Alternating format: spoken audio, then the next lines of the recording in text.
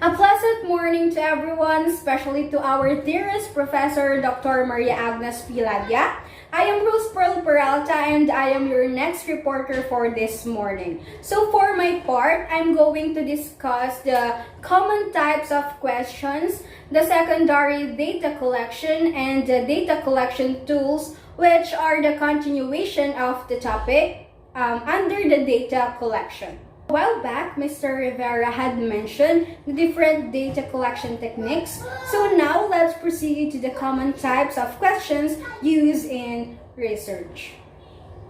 So common types of questions. So the first one is the yes or no questions.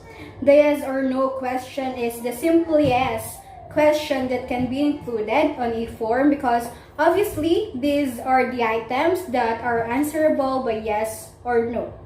In fact, these are often the first questions that people learning English become familiar with. So as a result, yes or no questions can be understood by almost anyone who has any level of English proficiency, making them as close to universal as possible. So here's the example of a yes or no question. Have you ever smoked marijuana? Yes or no? If yes, please specify. And you may choose the answer on the box. Next, we have the recognition type. In this type, choices or alternative responses are provided. Contains close-ended questions wherein the respondents select their answers. So there are three types of questions like this. The first one is the dichotomous, multiple choice, and multiple response. When we say dichotomous, there are only two options and only one is selected. For example, in this given example, are you married? Yes or no. Next, multiple choice. Only one answer is chosen from those given as options. For example, what is your highest educational attainment?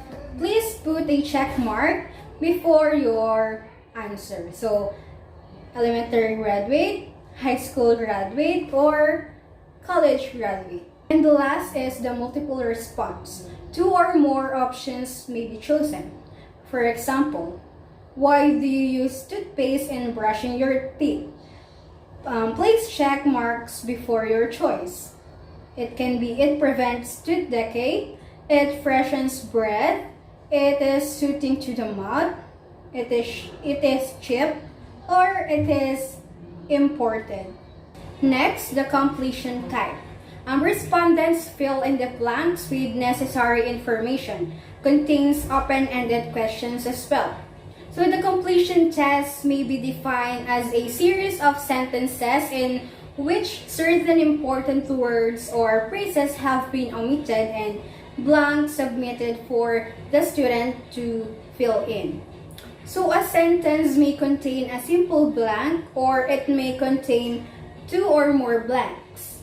The sentences in the test may be disconnected or they may be organized into a paragraph. So, for example, number one, there is more perspiration in the blank season. The blank is obtained by dividing the blank by the MA. So the third example is the first performance test of intelligence was prepared by blank. So completion type items are easy to construct. This type of items is popular and widely used because the students are quite familiar with such items and there is no scope of guesswork and as such they are more reliable. Also, such items can measure both knowledge and comprehension or understanding of the subject matter. So next, we have the subjective type. Respondents are free to give their answers or opinions on issue or topic of concern. So subjective questions are questions that require answers in the form of explanation. Subjective questions includes essay questions, short answer, definition, scenario questions, and opinion question. So if you look up the definition of subjective, you will see things like this. It is based on opinion.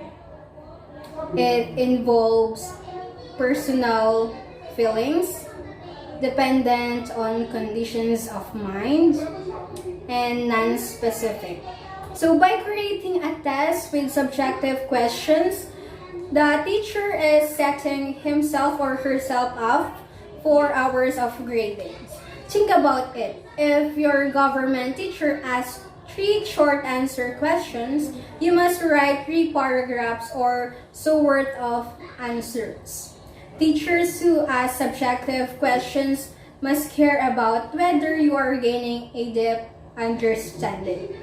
They want to see evidence that you understand concepts behind the facts, so you must demonstrate in your answers that you can discuss the subject matter with a well-constructed argument, or otherwise, your answers are bad answers. So again, subjective questions aim to measure a respondent's feelings, attitude, and perceptions of something. So for example, how they felt about the quality of customer service or what their favorite brand of coffee is. Let's move on to the secondary data collection. So secondary data are those which have been collected by someone else and which have already been passed through the statistical process known as secondary data. So when we say secondary data, it is a second-hand data collected by other parties and already having undergone a statistical analysis. This data is either information that the researcher has tasked other people to collect, or information that the researcher has looked up. So simply put, it's a second-hand information. Although it's easier and cheaper to obtain than the primary information, secondary information raises concerns regarding accuracy and authenticity. The definition of secondary data is very clear. Secondary data are data that have already been collected for some other purpose than your research.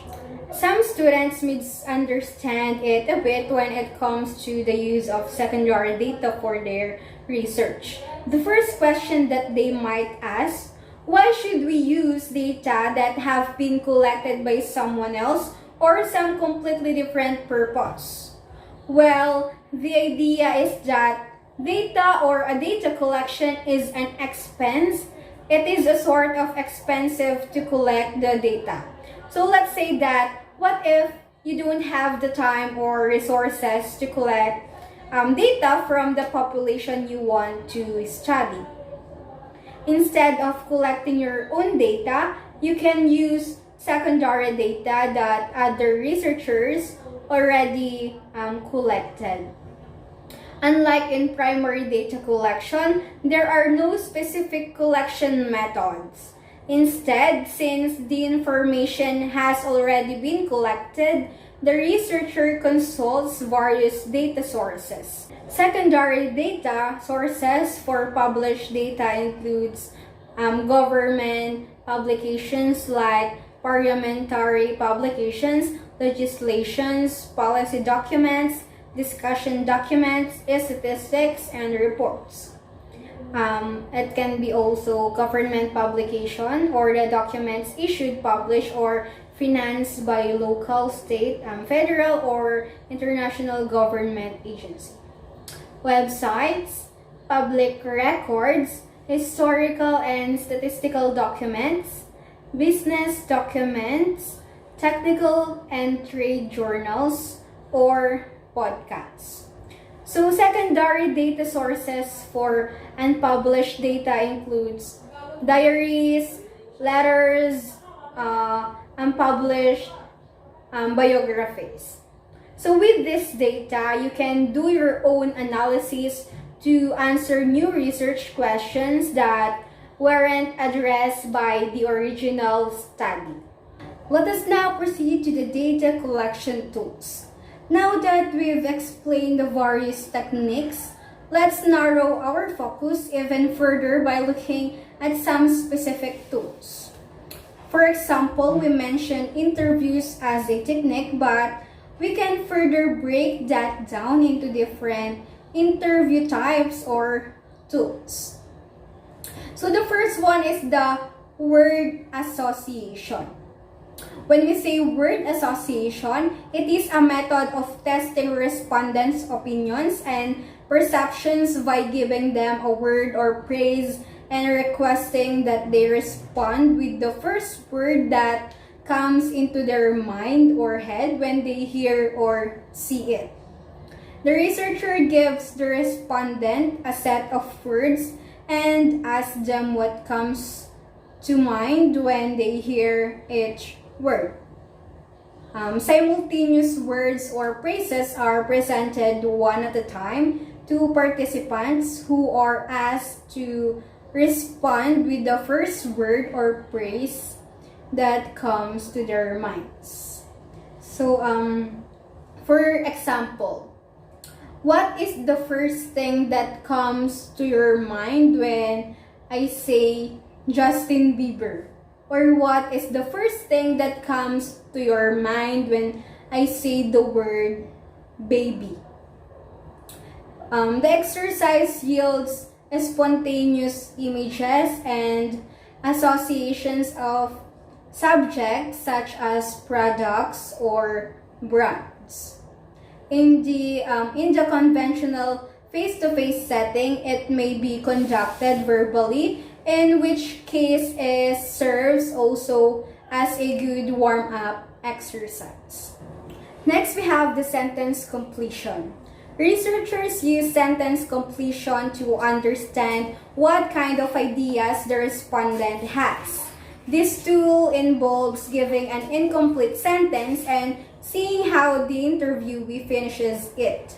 This technique can be used to understand how respondents feel and relate to a subject.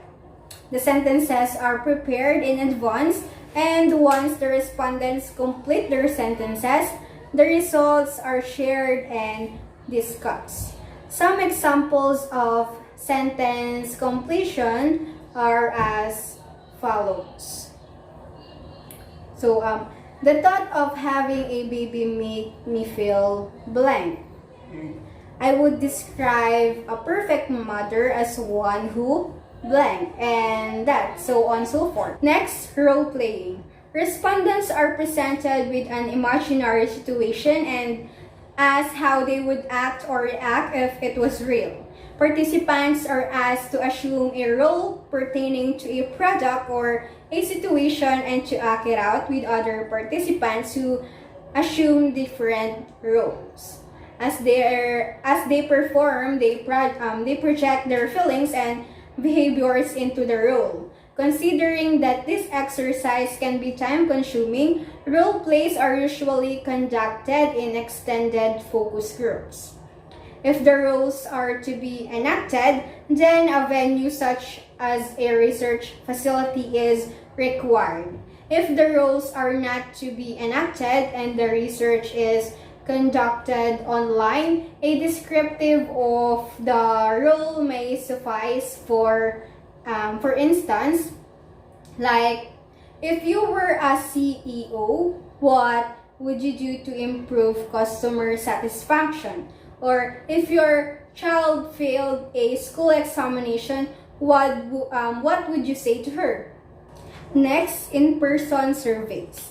In the word itself, the researcher asks questions in person. In-person surveys are occasions when our highly trained interviewers interact directly with the survey population. Projects for which this option would make sense include intercept interviews with clients at their point of service and small neighborhood surveys. In-depth personal interviews are also useful when soliciting the opinions of key informants and community leaders. Also, in-person surveys are often conducted by multiple interviewers in multiple locations. That means that the research project manager needs to brief each interviewer on the respondents' qualifications, recruiting and screening methods, and interviewing procedures. Next, the online or web surveys. These surveys are easy to accomplish, but some users may be unwilling to answer truthfully, if at all. Of course, we cannot see if they are telling the truth because it's online-based survey.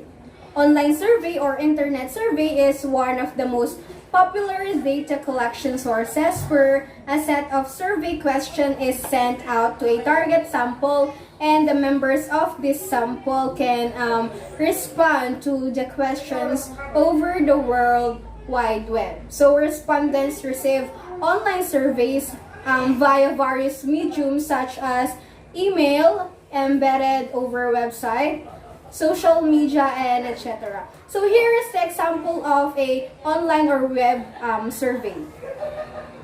The next one is the mobile surveys. These surveys take advantage of the increasing proliferation of mobile technology. Mobile collection surveys rely on mobile devices like tablets or smartphones to conduct surveys via SMS or mobile applications. So mobile surveys combine the principles of traditional research with scale, reach, and affordability of the smartphone-enabled economy. Most people, however, are looking to grow beyond just their local audience or existing customer base. That's where mobile surveys can help. There are numerous benefits to reaching customers via their mobile device to gather some data. So the primary benefit to a researcher using mobile surveys over other methods are that they are able to reach a broader audience. They can get faster result, enjoy a lower cost, and gain the potential for higher quality responses. Because nowadays, mobile is where your audience spends most of their time. There are over 5 billion smartphone users globally, and they spend the majority of their time in apps. So mobile internet usage has eclipsed desktop, and the average customer checks their phone so often. It's hard to miss them by more than a few minutes. Because with a mobile optimized survey, mobile survey participants provide higher quality responses. They're able to respond at their convenience. They are more engaged since surveys are shorter. Find it easier to use the interface. Enter responses directly and can avoid interviewer bias. Can reduce interviewer misinterpretation and provide more honest answers. Next, phone surveys. No researcher can call thousands of people at once, so they need a third party to handle the call. However, many people have call screening and won't answer. So a telephone survey, also known as CATI or computer-assisted telephonic interview, is a research method where the researcher surveys respondents over the telephone. Unlike email surveys, researchers conduct data collection by conducting phone interviews and punching the responses themselves. A CATI is very similar to paper surveys, except that the researcher punches the gathered responses to a survey link on a computer. So the researcher cannot alter or modify the research questions and has to follow a specific script for the telephonic survey. Telephonic surveys are useful in a more casual setup in cases where respondents may have a direct relationship with the surveying organization. They are also helpful to reach out to respondents whose email IDs you don't have, and it is a quick way of collecting feedback, especially for a skilled researcher. As most people own telephones and phone numbers are captured at almost every POS, telephonic surveys are a cheap and functional alternative to email surveys. For example, a salon wants to collect customer feedback and decides to give the interview a personal touch.